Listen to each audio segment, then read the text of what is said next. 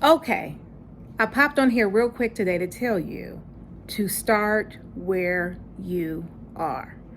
I've been hearing from you. Some of you have programs already. Some of you are looking for transitioning. You've already identified your skill set and transferable skills. You've honed down what you want to do, where you want to do it. That's all great. But there's still some of you who are trying to figure everything out. And what I want to encourage you to do is to start where you are. My name is Jennifer Mitchell Early. I help individuals and teams achieve organizational and personal success, and this is Leadership Matters.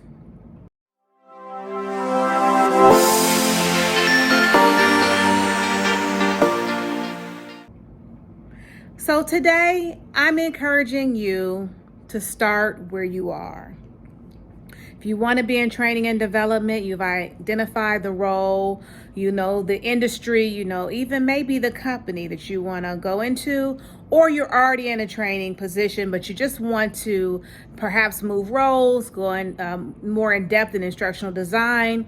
I've been hearing from you. I love hearing from you. I've been getting emails and comments on videos. Please keep those up because then I know what to speak to in the next video and what topics are of interest to you. But what I want to say is this. It's really not that complicated in my experience, right? So our experiences are going to be different. I started at a different time, in a different manner. When I started in training and development, it required an advanced degree. It required me going back to get my master's in education in adult learning and development. It required me to hone and polish my skill set through additional certifications. What I have found after 20 years in the field is everyone's entry point into the field is going to look a little different. All the roles, no matter if they're titled the same way, if it's a training specialist, it's going to look different from company to company, from industry to industry. And it really is dependent largely upon the organization's understanding of what it is that we do. And sometimes it has at least been my experience that training and development departments have not been run by trainers or instructional designers or learning and development professionals, but rather, someone who is in HR who, has presented some things and has done a little bit of, consulting for their internal clients and has done a little bit of program development, but doesn't necessarily have a specific background in training and development or certifications in training and development. Just someone sometimes who started off as a SME, as a subject matter expert, and has worked their way up through the ranks and understands the organization, understands the culture, understands the needs and the goals and objectives of the organization. And because of that has been elevated to the position to now train other people. So whatever the case may be, it's the point that I'm trying to make is that, it's all going to look a little different. And what I want to say to you is to start where you are. Identify the skills that you already have. Begin to refine and polish those. And all the years, probably close to 25 years now, I've been in I don't want to date myself or age myself, but probably close to 25 years now, maybe longer. I have been a learning and development professional. And although there's always new things, mind mapping, info mapping, now it's articulate and captivate and, gamifying your training and all of those things, there are always going to be trends. But in all the years that I've worked in training and development, trusted, tried, and true has been MS Office. That's right, everybody. Word and PowerPoint still reign as king and queen, respectively, of, training and development. I am on a project now, working with a client now, that I have an articulate license given to me by the client. Guess what I'm developing in? Word and PowerPoint.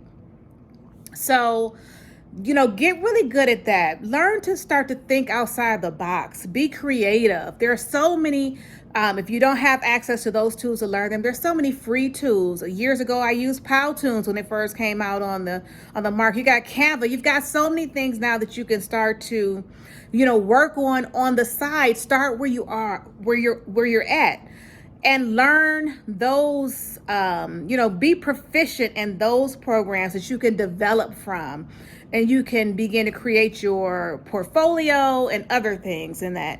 If you are a part of an organization where you can do some presentation, maybe you're not a trainer, maybe you want to be a trainer, but maybe you want to get into training, start volunteering.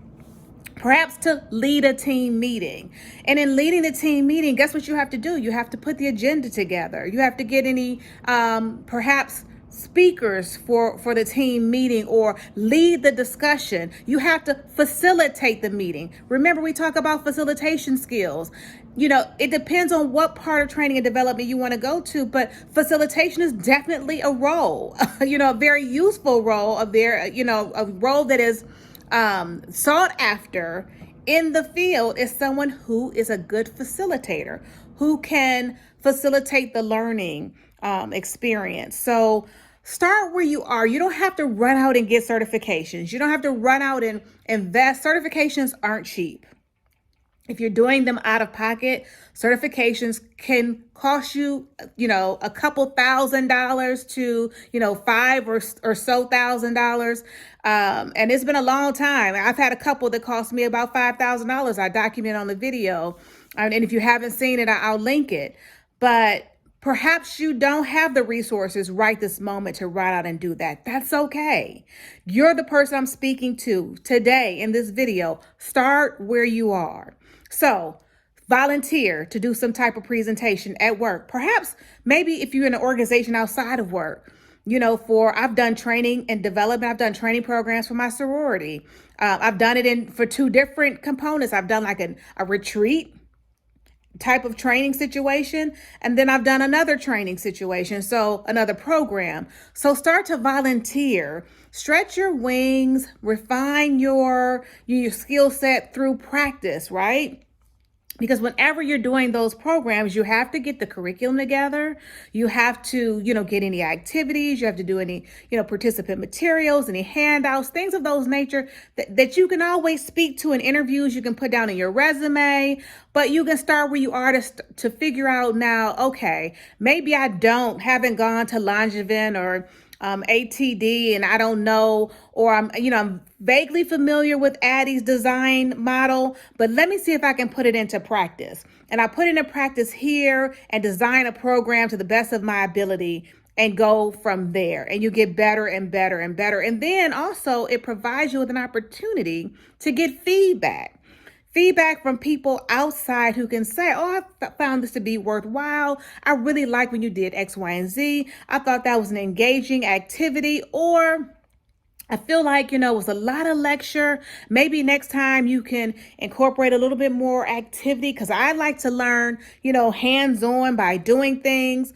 And all of those things will begin to help you to develop your skill set, help you to think outside the box, help you to pinpoint areas of opportunity for you to get better, and highlight areas that you're already on the right path, where you're already doing great. Right? So things that you can, then highlight to other people. This is what's going to help you to have transferable skills. So start where you are. You don't have to go out here and, try to sign up for the next class.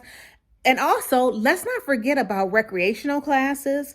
Let's not forget about classes on, at your community college, where you can take like non-credit classes to learn some of these things. Perhaps you want to become a better public speaker because you do want to be a facilitator, but speaking in front of large groups, makes you nervous or what have you. And those are ways that you can begin to start where you are.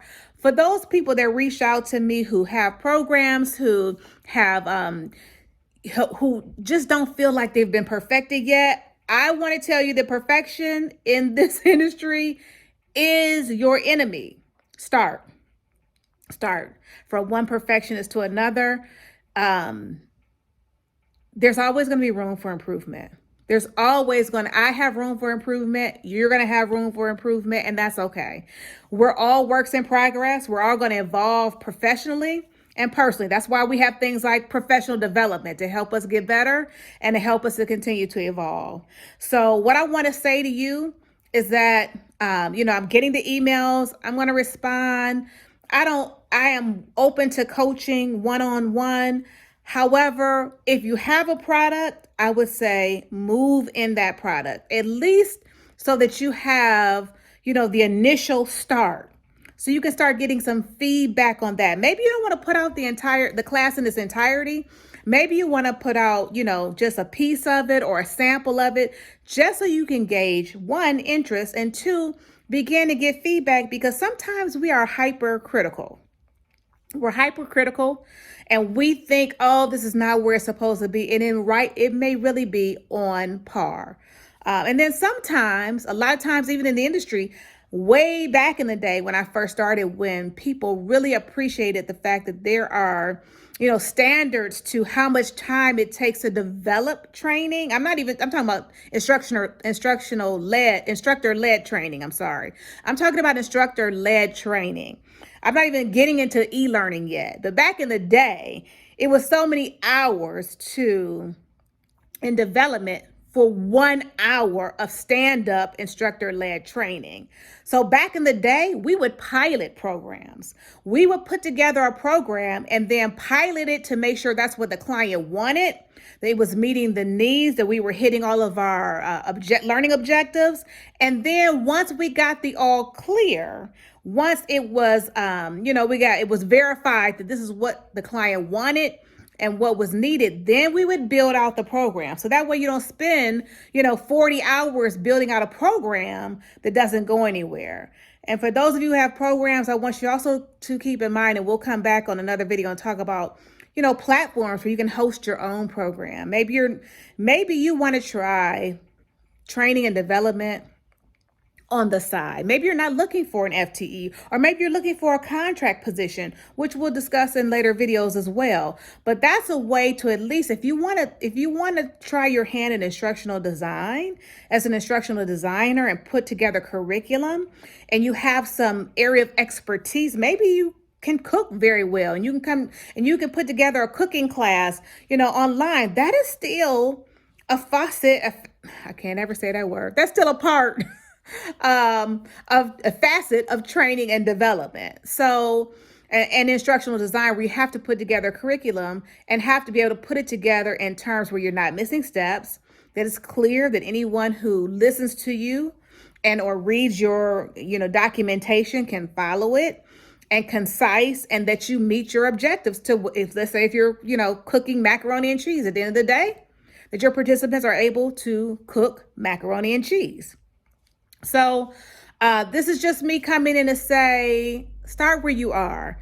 It's not that complicated. We're making it sometimes super deep. Yes, there's a lot of theory. There was a lot of theory, adult learning theory, when I came up in the field. That is beneficial. Yes, it's great to have more tools in your arsenal, especially when you get to a point where you're teaching the same material over and over and over again to the same audience, and you want to find different ways to maximize their time, your time, and the learning opportunity and the potential for the transfer of training. Yes, those are all important. But when you're starting out, what's most important, as opposed to amassing all of this information and trying to perfect something, is to literally start. If you found this video valuable, please give me a like, hit that thumbs up button. Don't forget to subscribe and hit the notification bell so that every time I upload new information and new videos, you'll be the first to know. See you in my next video.